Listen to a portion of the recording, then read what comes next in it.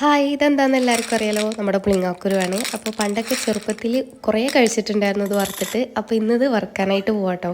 അപ്പോൾ ഒരു ചട്ടി എടുത്തിട്ടുണ്ട്, അതിലേക്ക് നമ്മുടെ പുളിങ്ങാക്കുരു ഇട്ട് കൊടുക്കുക. എന്നിട്ട് നല്ല വിറകടുപ്പിൻ്റെ കണലിൽ വെച്ചിട്ട് ഇത് വറുത്തെടുക്കുകയാണ് കേട്ടോ. അപ്പോൾ ഇപ്പോൾ കുറേ കാലമായിട്ട് ഇത് കഴിച്ചിട്ടുണ്ടായിരുന്നില്ല, അപ്പോൾ തോന്നിയൊരു പൂതിയിലാണ് കേട്ടോ ഇത് കഴിക്കണത്. അങ്ങനെ നമ്മുടെ പുളിങ്ങാക്കുരൊക്കെ ഏകദേശം വെന്ത് കിട്ടിയിട്ടുണ്ട് കേട്ടോ, വറവായി കിട്ടിയിട്ടുണ്ട്. പെട്ടെന്ന് തന്നെ അടുപ്പിൽ നിന്ന് വാങ്ങി വെക്കുക. അതേപോലെ തന്നെ പാത്രത്തിൽ നിന്ന് ആ ചട്ടിയിൽ നിന്ന് വേറൊരു പാത്രത്തിലേക്ക് വാങ്ങി വെക്കുക കേട്ടോ. കാരണം ഇത് അതിലിരുന്നിട്ട് തന്നെ കരിഞ്ഞു പോകാനുള്ള ചാൻസ് ഉണ്ട്. അപ്പോൾ ഇതാ നല്ല കിലുകിലാ സൗണ്ടിലുള്ള പുളിങ്ങാക്കുരു വറുത്ത് റെഡി ആയിട്ടുണ്ട്. ഇനി ഇത് കഴിക്കാൻ വേണ്ടുള്ളൂ. ഇത് ഇങ്ങനെയും കഴിക്കാം, അല്ലാന്നുണ്ടെങ്കിൽ ഇത് വെള്ളത്തിലിട്ട് കുതിർത്തി എടുത്തതിന് ശേഷം തേങ്ങയും ശർക്കരയും ഒക്കെ ഇട്ടിട്ട് അങ്ങനെയും കഴിക്കാം കേട്ടോ. അപ്പോൾ നിങ്ങളിത് കഴിച്ചിട്ടുണ്ടെങ്കിൽ കമൻറ്റ് ചെയ്യുക. അതേപോലെ ഏത് രീതിയിലാണ് കഴിക്കാൻ ഇഷ്ടമുള്ളതെങ്കിൽ അതൊന്ന് കമൻറ്റ് ചെയ്യുക കേട്ടോ. അപ്പോൾ ഒരുപാട് നൊസ്റ്റു ഫീലുള്ള നമ്മുടെ പുളിങ്ങാക്കുരു ഇവിടെ റെഡി ആയിട്ടുണ്ട്. താങ്ക്